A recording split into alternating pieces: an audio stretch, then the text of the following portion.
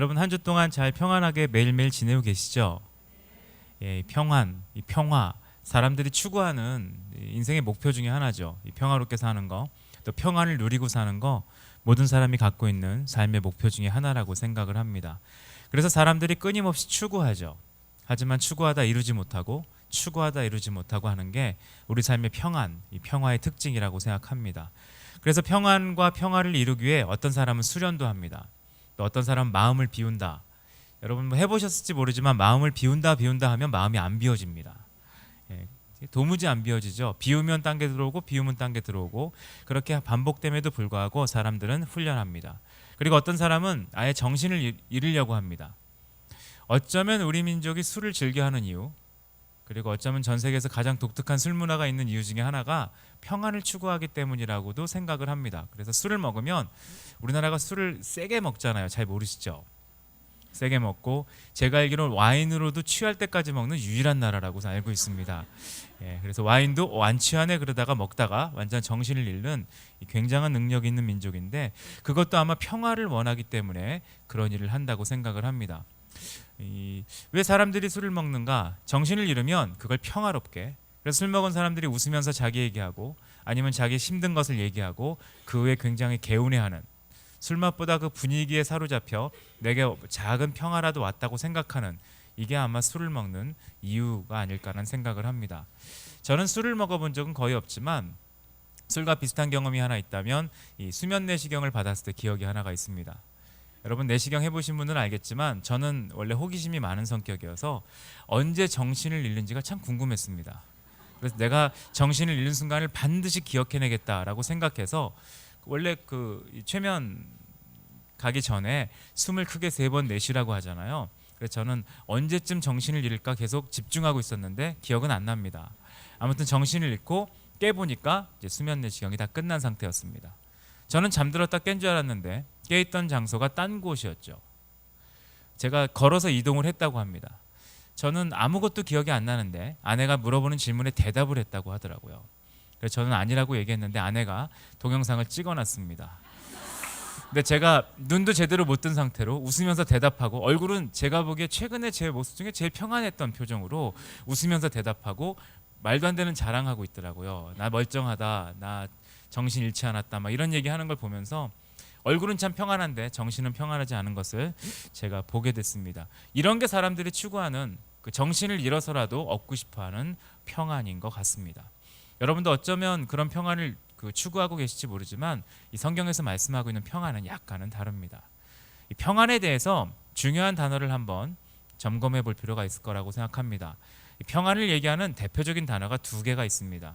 첫 번째 단어는 아까 여러분 서로 인사하신 단어입니다. 샬롬이라고 하는 단어입니다. 이 샬롬은 어떤 선교단체 사람들이 굉장히 좋아하는 인사죠. 인사할 때마다 샬롬, 그리고 인사할 때 손을 이렇게 들고 샬롬 하고 인사하는 선교단체가 있었습니다. CCC죠. 그렇게 인사하면 서로에게 평안을 나누고 평안할 것에 대해서 서로 격려하는 그런 인사법이 참 보기에 좋았습니다.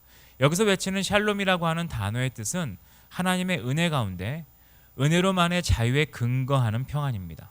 그냥 평안이 아니라 하나님의 은혜를 근거하는 평안이라는 겁니다. 평안의 근거가 하나님으로부터 왔다는 겁니다. 그래서 하나님으로부터 오는 여유로움, 그것을 갖는 진정한 평안을 얘기합니다.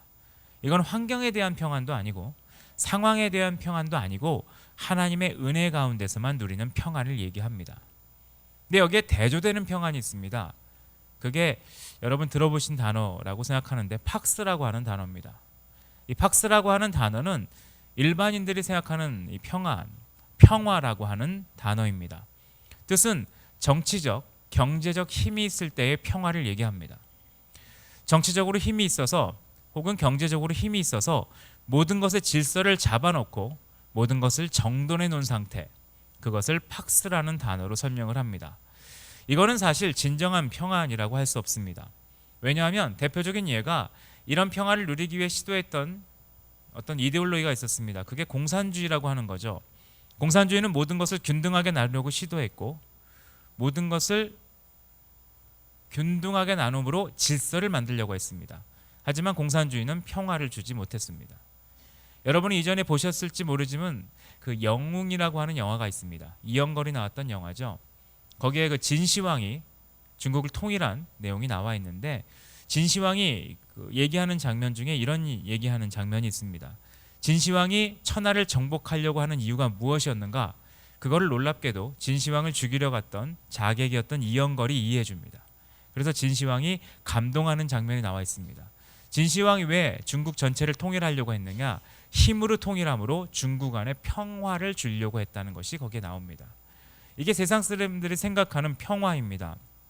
질서를 잡고 정돈하는 거. 근데 이것은 실현될 수 없는 평화입니다. 절대로 실현되지 않습니다.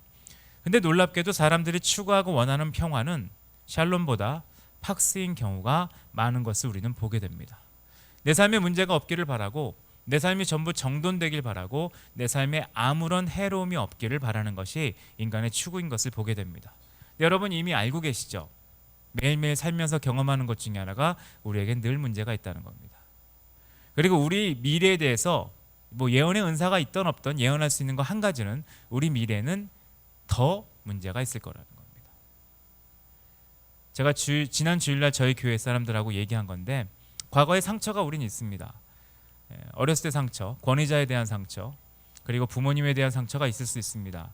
근데 앞으로 펼쳐질 상처는 부모님에게 받은 상처보다 더 큰 상처가 우리 안에 예비돼 있다고 생각합니다. 예비란 말이 좀 안 좋은 표현이지만 여기선 자녀가 주는 상처죠. 전 제가 생각하기에 부모님에게 받은 억울한 상처 같은 것보다 더 큰 상처는 앞으로 자녀가 줄 상처라고 생각을 합니다. 이런 것들이 우리 인생에는 늘 있다는 겁니다. 세상이 추구하는 팍스는 우리 가운데 주어지지 못한다는 겁니다. 아까 읽었던 본문 말씀도 예수님이 우리 가운데 평안을 주시겠다고 얘기하시는데 그 평안을 주시겠다고 얘기하신 환경을 보면 우리가 생각하는 평화와 완전히 다른 환경 가운데서 말씀하고 계십니다.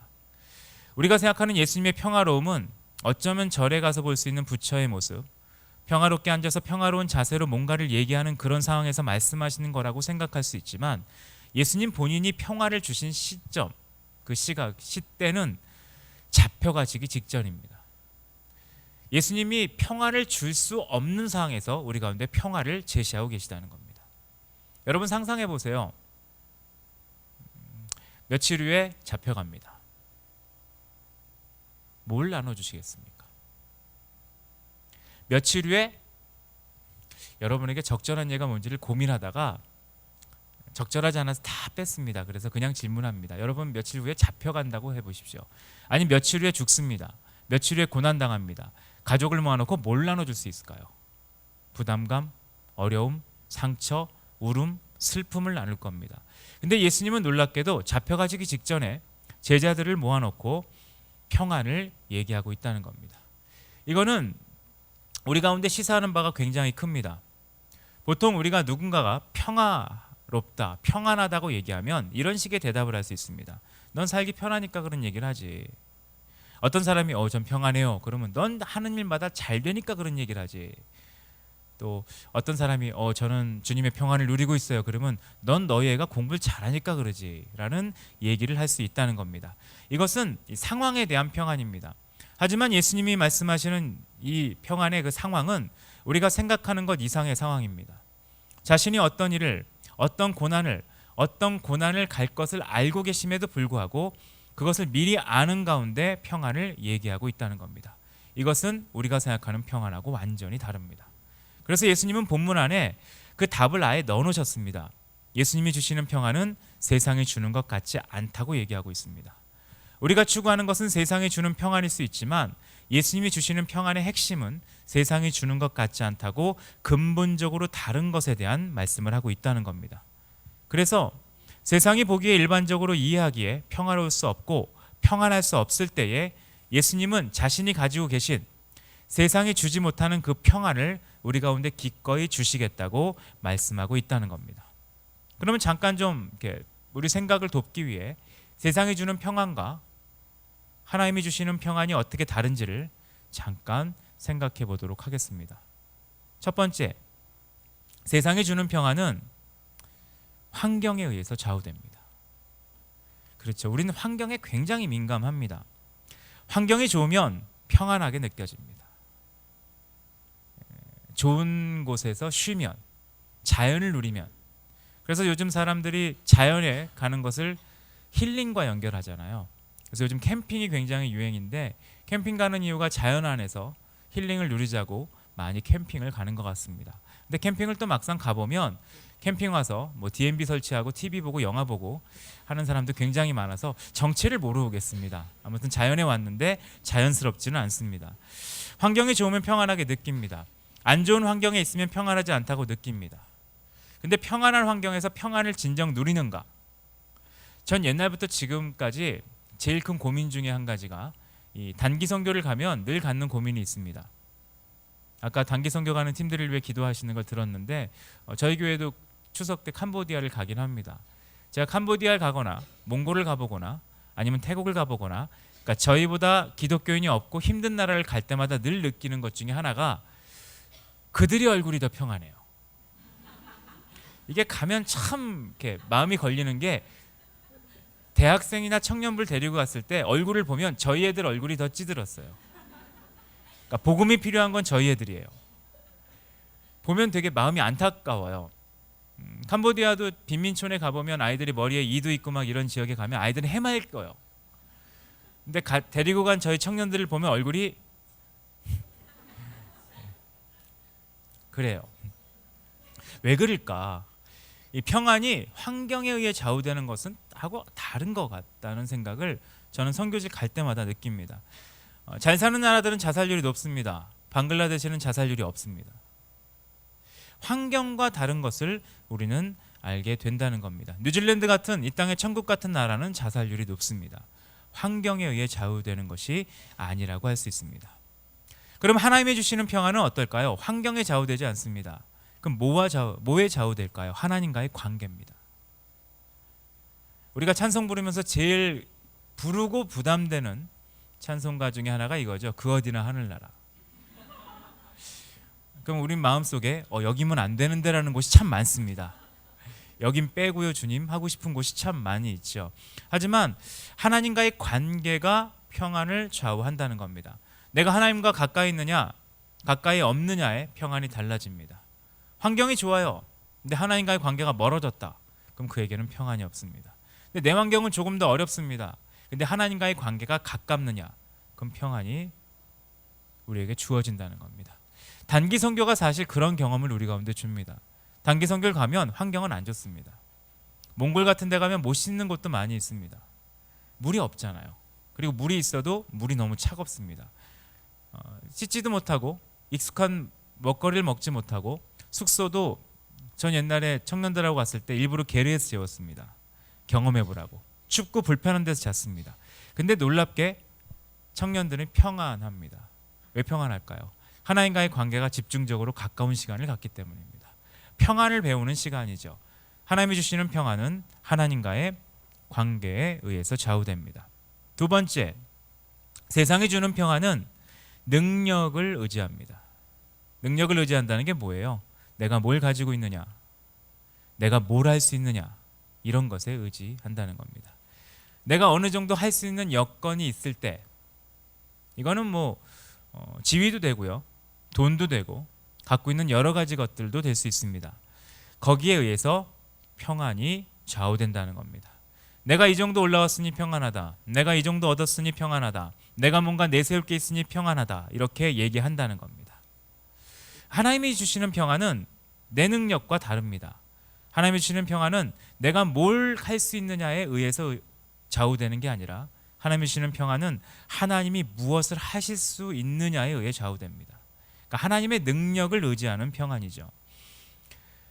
부유할수록 평안한가? 권력이 많을수록 평안한가? 학력이 높을수록 평안한가? 많은 것을 이룰수록 평안한가? 그렇지는 않습니다. 평안이 신기하게도 내가 성취하고 얻은 것과 그렇게 상관이 없는 것을 보게 됩니다.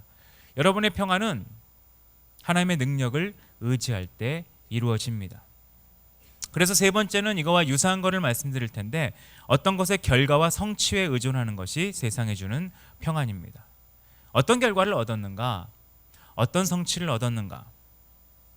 이 결과와 성취에 의한 평안은 바로 두려움으로 옵니다. 여러분, 뭔가를 성취하면 평안이 올 것 같지만 바로 두려움이 옵니다. 여러분 자녀가 고3이면 첫 번째 모의고사를 잘 봤다고 할 때 평안이 오나요? 그 다음 모의고사는 이게 이 두려움은 사실 좀 이상한 표현인데 좀이 아니라 많이 이상한 표현인데 고3 아이들 중에 공부를 포기한 아이들은 피부가 참 좋습니다. 예. 예, 피부 상태도 좋고요. 뭐 스트레스도 별로 없고요. 자존감조차 좋아요. 왠지 아세요? 다음 두려움이 없어요. 이미 못한 공부 꾸준히 못하면 되기 때문에 어렵지가 않습니다. 근데 피부 상태 어렵고 힘들고 그런 애들 보면 공부를 잘하는 애들이 그래요. 왜냐하면 스트레스가 계속 있잖아요. 1등 하면 그 다음에 또 1등 해야 되고, 그러니까 1등이 갖는 스트레스는 엄청나다고 합니다. 저는 잘 모르는 스트레스인데, 예.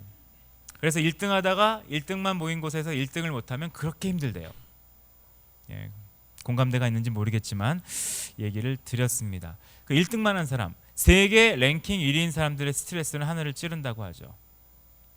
그거는 이 성취함이 평안을 주는 거와 상관이 없다는 것을 하나 설명해 주는 것이 될 수 있습니다. 평안함보다 긴장감이 더 강합니다. 그럼 하나님이 주시는 평안은 결과와 그에 따른 성취에 의해 주어지는 것일까? 아니요. 하나님의 평안은 과정에서 주어집니다. 전 이것을 좀 많이 깨닫는 시간이 있었습니다. 제가 옛날에 다른 교회를 섬길 때 2년 동안 저에겐 이게 꽤 자랑이에요. 전 되게 좋았던 기억이거든요. 재수생과 삼수생만 있는 부서를 2년 맡아본 적이 있습니다. 부서 분위기는 이렇게 놀랍죠. 아이들이 웃고 오는 애가 한 명도 없습니다. 특히 3월 달에 시작할 때 아이들이 모든 대학이 정리되고 재수나 삼수를 결정하고 왔을 때 얼굴은 특수부대를 능가하는 표정으로 옵니다. 그 비장함과 전투력은 하늘을 찌릅니다. 웃지 않습니다. 그리고 선생님들은 마음이 막 애절하게 있죠. 아이들을 보면 이 결과에 의한 평안함이 없습니다. 그리고 실패에 대한, 그리고 하나님에 대한 원망, 거기다 부모님들은 상처투성입니다. 와서 학부모 기도회를 하면 울면서 얘기하십니다. 제가 기도 안에서 우리 애가 떨어졌어요. 이런 얘기를 하십니다. 기도 안에서 떨어진 건 아니죠. 공부 때문에 떨어진 거죠. 설명해 드리면 표정이 애매하게 바뀌시고 해석을 어떻게 될지 고민하고 돌아가시는 거를 매번 학부모 그 기도회 때마다 봤습니다. 아이들은 그 성취에 의해 평안하지 않다는 걸 보게 됩니다. 제가 1년, 2년 그 부서 맡으면서 그 부서가 특이해요. 부흥에도 문제가 있는, 부흥하면 갸우뚱하고 늘었다 그러면 힘든 그런 부서긴 한데, 제가 1년 내내 집중했던 게 1년 후면 또 아이들이 바뀌고 혹은 또 실패하면 삼수하고 이런 일이 있었는데, 집중했던 게 딱 하나입니다. 아이들이 결과가 핵심이 아니라 과정이 핵심이라는 것을 얘기해 주기 위해 굉장히 노력을 했습니다. 그래서 제가 애들에게 절대 안 한 말이 있습니다. 힘들지? 이 얘기는 한 번도 안 했습니다. 힘들거든요. 그러니까 얘기할 필요가 없고, 두 번째 올해는 더 좋은 데 가자 이런 얘기도 절대 안 했습니다. 그게 말한다고 되는 게 아니거든요.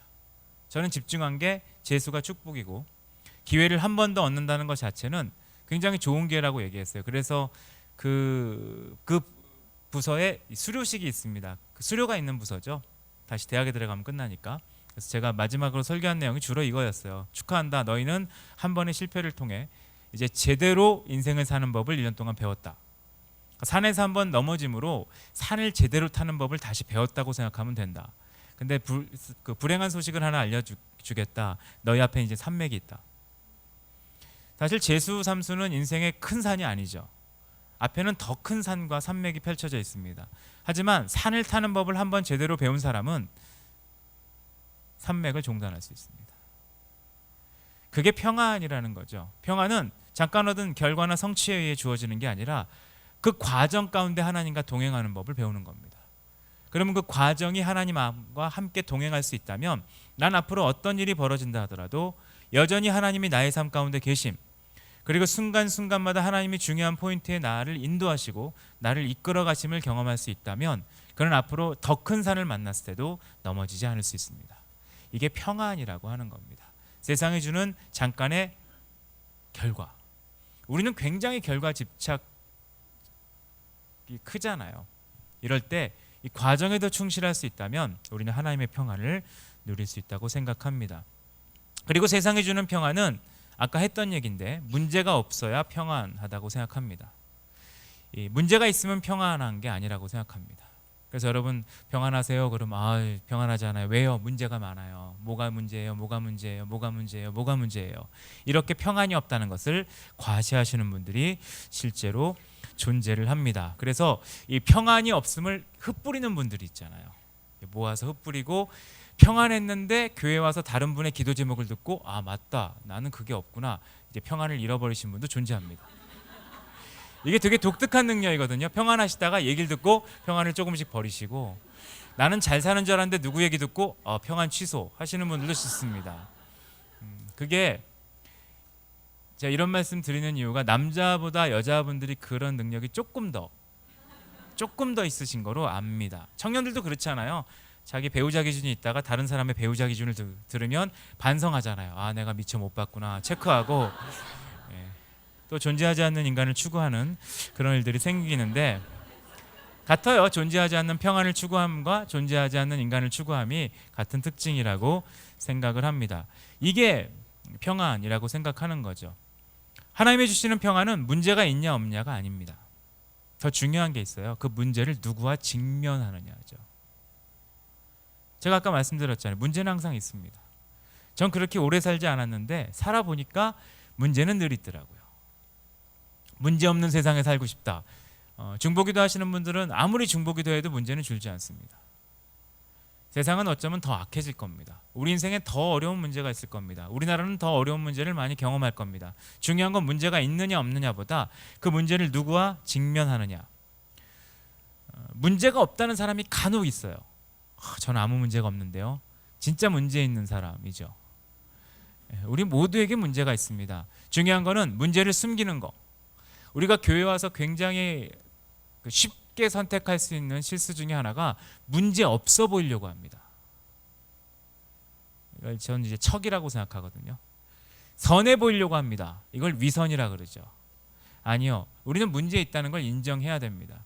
그래서 성경에서 말씀하시는 기도의 모습이 제가 굉장히 좋아하는 거여서 네 마음을 토해내라는 거잖아요.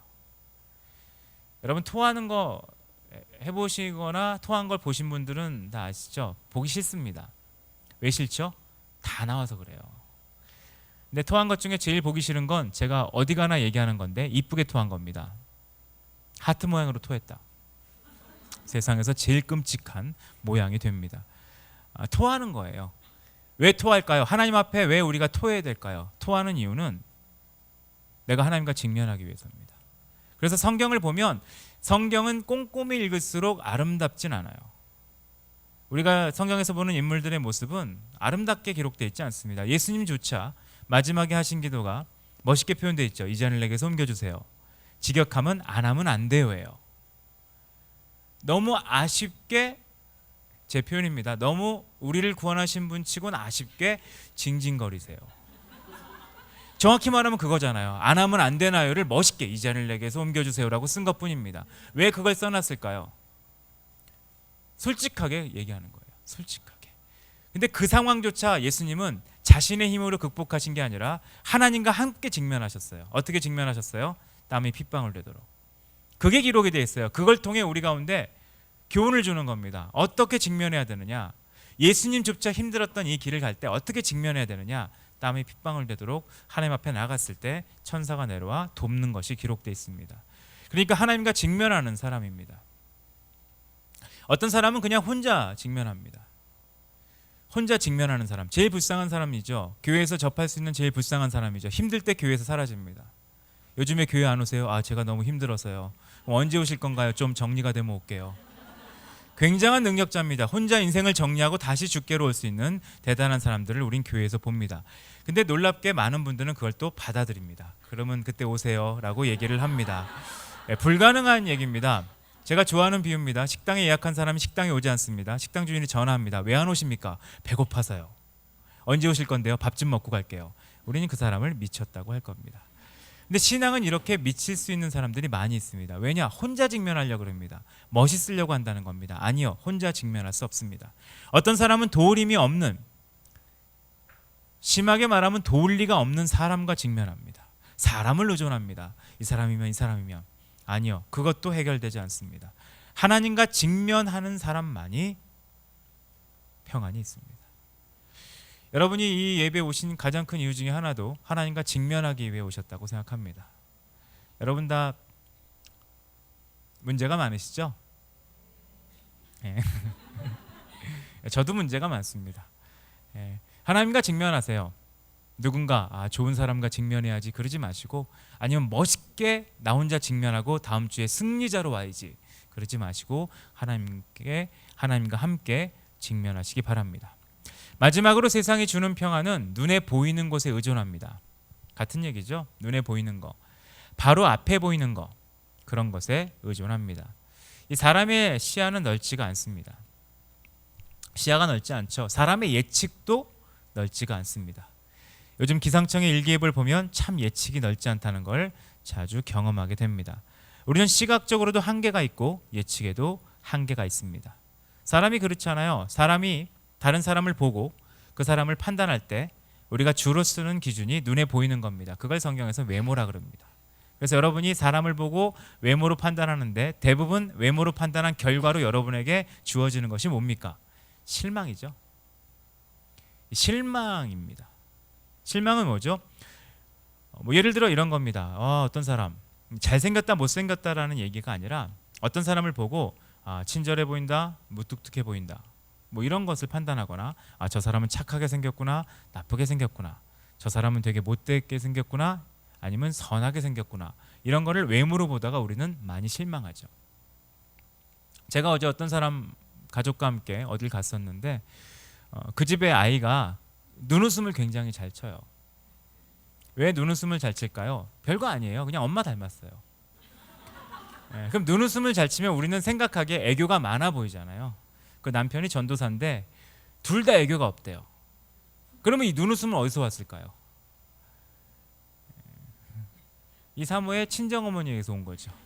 그러니까 유전적이에요. 별거 아니에요. 유전적으로 그냥 눈웃음이 있는 집인데 애교는 없어요. 그래서 그 아들조차도 어리거든요. 4살짜리 애가 애교가 없어요. 근데 항상 웃을 때 이렇게 눈이 반달이 돼서 너무 이쁜데 끝이에요.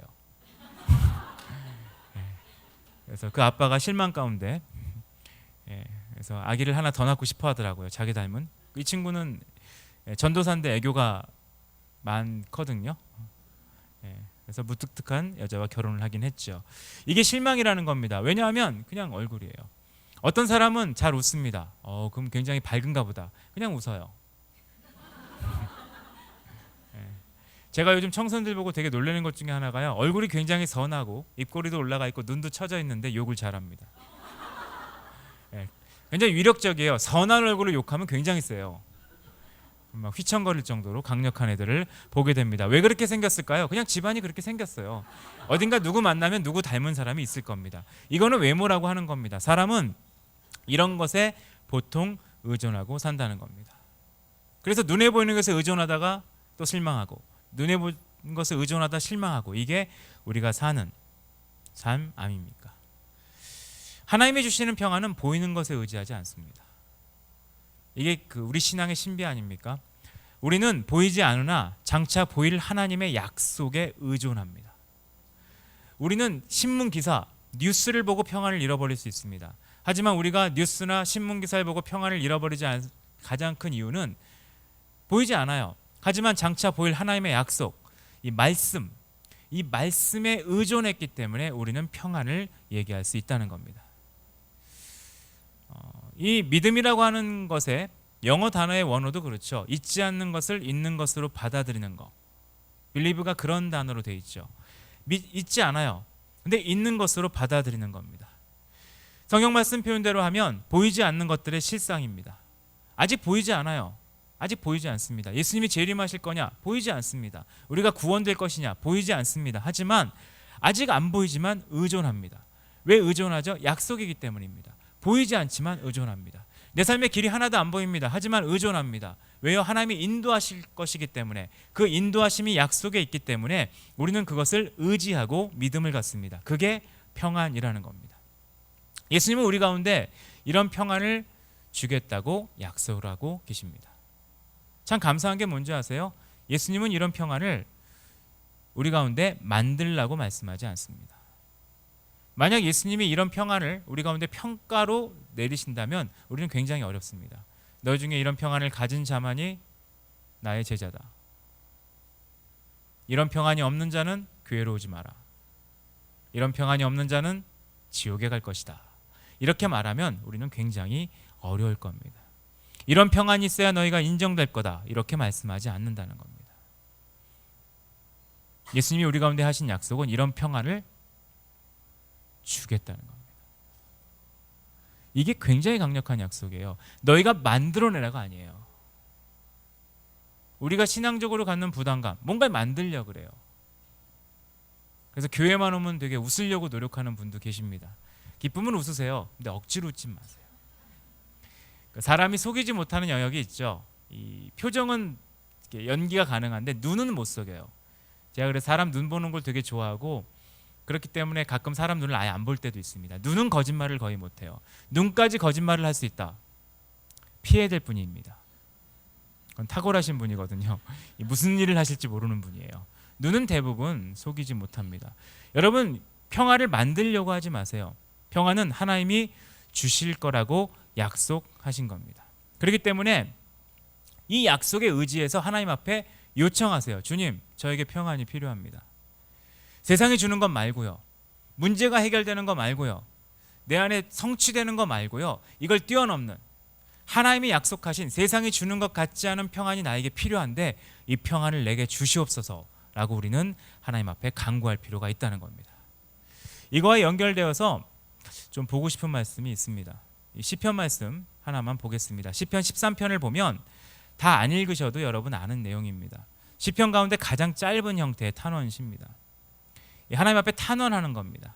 시편이 참 좋은 게 우리 인생의 고백을 그대로 하고 있는 구절이 참 많습니다. 이 탄원시에 나와 있는 내용, 이 시편 13편에 시편 기자가 말하고 있는 내용은 이 세 가지 내용입니다. 하나님과의 문제, 대적과의 문제, 자신과의 문제를 가지고 하나님 앞에 나아가고 있습니다. 먼저 하나님과의 문제에 대한 고백은 이겁니다. 하나님이 숨어 계신다는 겁니다. 우리 인생에 느끼는 경험 같은 거죠. 하나님이 숨어 계신 것 같아요. 아무것도 역사 안 하는 것 같아요. 기도해도 아무 일 없고 뭐해도 아무 일 없고 그냥 무덤덤한 느낌. 두 번째는 대적에 관련된 느낌입니다. 대적이 나를 누르고 의기양양한다는 거예요. 그래서 이 상태가 계속되면 대적들이 자신을 이기고 승리의 탄성을 외치게 할 게 눈에 빤히 보이는 나는 인생 가운데 패배하고 있다는 걸 느끼는 순간이었습니다. 그리고 세 번째, 자신과 관련된 문제죠.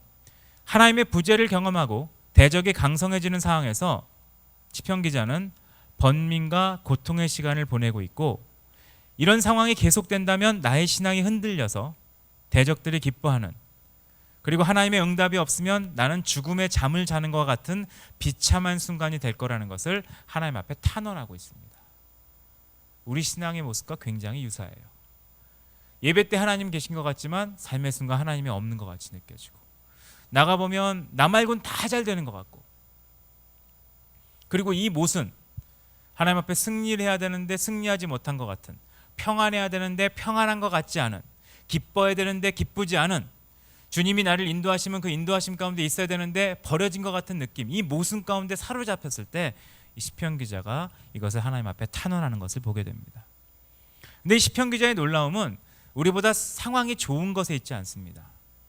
이 상황을 어떻게 처리하냐가 이 시편 기자의 놀라운 모습인데 그는 혼자서 고민하거나 사람을 찾아가서 호소하지 않습니다. 그가 택한 방법은 혼자 고민하지 않습니다. 그리고 누구 능력 있거나 힘 있는 사람을 찾아가서 물어보는 것으로 끝나지 않습니다. 나중에 보시면 3절에 나와 있는데 여호와 내 하나님을 찾습니다. 그리고 하나님 앞에 기도합니다. 내 눈을 밝히소서. 하나님 앞에 이 문제를 직면하고 있습니다. 직면하고 나서 이 시편 기자에게 있는 변화가 그대로 기록되어 있습니다. 첫 번째는 하나님의 사랑을 확신합니다. 하나님에 대한 확신이 그 안에 생깁니다. 그리고 주님의 구원을 기뻐함으로 그의 태도가 바뀌게 됩니다. 두 번째 그에게 얻어지는 것은 하나님이 내게 은덕을 베푸신다는 것을 고백하게 됩니다. 은덕을 베푸신다는 게 뭐예요?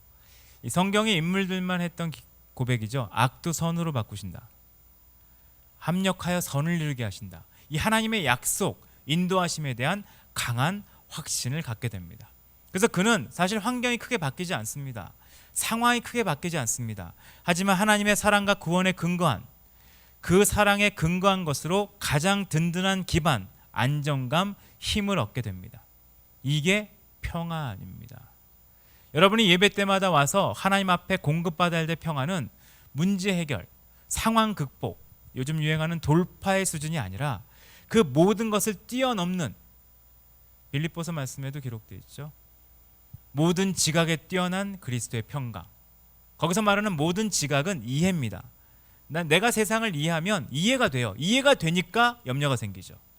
이해라는 게 별거 아니에요. 얘가 이렇게 공부하다가 쭉 공부하면 이렇게 되겠구나. 이해죠. 주변을 보니까 이게 이러니까 이렇겠구나. 이해입니다. 하늘을 보면 지금 이 시간에 이 정도 햇볕이 뜨거우면 낮에는 진짜 덥겠구나. 이해입니다. 이 이해를 뛰어넘는 거, 내 예상을 뛰어넘는 거, 내 받아들임을 뛰어넘는 평강이 우리 가운데 임하실 것을 성경은 말씀하고 있다는 겁니다. 여러분, 이 평강을 하나님 앞에 구하십시오. 이 평강은 기독교인에게 가장 강력한 전도에 힘을 주는 요소입니다. 하나만 말씀드리고 같이 기도하고 싶습니다. 저는 제수삼수반을 맡았을 때 꼭 하고 싶었던 일이 있었어요. 저는 옛날부터 꿈이 좀 이상한 게 많은데 제 꿈 중에 하나가 제수삼수하는 아이들 데리고 감사예배 드려보고 싶은 게 옛날부터 꿈으로 있었어요. 근데 어느 교회 섬기든 제안을 하면 다 싫어하셨어요. 걔네를 왜 모으냐? 첫째. 두 번째, 걔네가 감사예배 어떻게 드리냐? 그리고 제가 마지막으로 제안했던 교회는 장로님 아들이 제수 중이어서 저한테 화를 내셨어요. 그래서 알았다 그랬다가 저한테 하나님이 그 기회를 주셨죠. 그 제수3생 맡았을 때 수요 예배, 수요 저녁 예배 때 아이들이 특송하고 간증하는 그런 시간이 있었습니다. 전 너무 좋았어요. 너무 좋았어요. 아이들이 와서 고백을 했어요. 저는 시킨 적은 없어요. 근데 아이들이 마이크를 자기가 잡고 자기 인생의 제일 큰 축복이 제수였습니다. 이런 고백을 하고 제수를 통해 나는 하나님을 다시 알게 되었고 내 인생의 비전을 찾았습니다. 뭐 이런 얘기를 막 하는 거예요. 뭐 예배당 안이 눈물바다가 됐죠. 사실 엄마 아빠들의 눈물바다는 조금 다른 내용이긴 해요.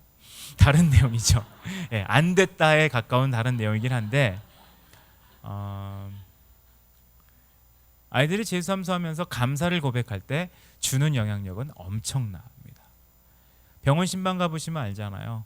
병원에서 병 나은 사람이 주는 전도의 영향력은 그렇게 안 큽니다. 왜냐하면 예수 믿어서 병 나는 사람보다 그냥 병원 갔다 퇴원하는 사람이 너무 많아요. 그러니까 영향을 주기 되게 어려워요. 예수 믿고 공부를 잘해서 전도의 영향력을 주기는 그것도 쉽지 않습니다. 왜냐하면 예수 안 믿고 공부 잘하는 애들이 심하게 많거든요. 예수 믿고 돈 벌므로 영향을 줄 수 있다. 그러면 얼마나 좋겠어요.